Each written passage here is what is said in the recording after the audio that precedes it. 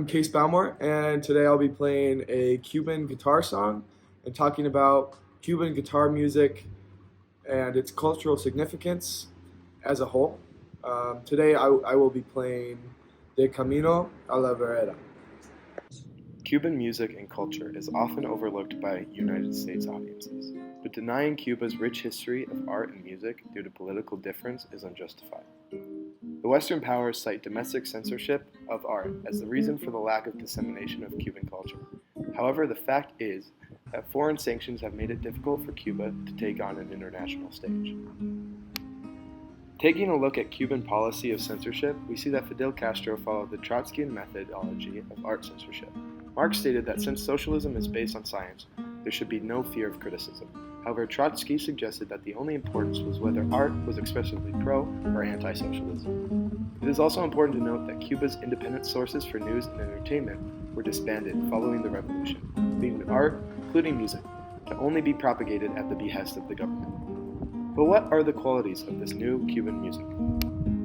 Much of Cuba's music is influenced by African roots, due mainly to the large presence of African exploitation through slavery that plagues the island's colonial past. As Afro-Cuban musician Alejandro Mayor said in a 2012 interview, African influence is what makes the difference in Cuban music. Cuban music is characterized by its heavy percussion, fast pace, and often easy-going subject matter. Before the revolution, in the 1940s and 50s, Cuba was amassing a large entertainment industry. Cuban music flourished abroad. Domestically, Cuba was becoming a hedonistic paradise for the rich, even as the Batista regime began to crumble. Following the Cuban Revolution, the people of Cuba were reinvigorated with the successes of their governmental reform. The government became less corrupt, and art more vibrant. However, few recordings were made during this time due to Cuba's isolation from the international trade, especially with the United States.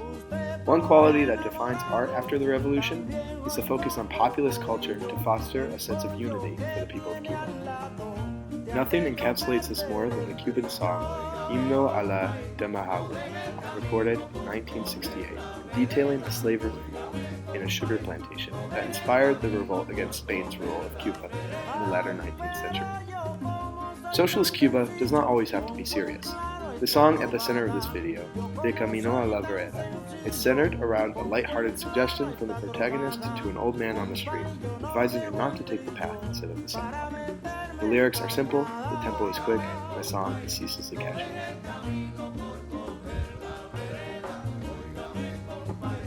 If nothing else, the music of Cuba reminds us to be playful in the face of hardship.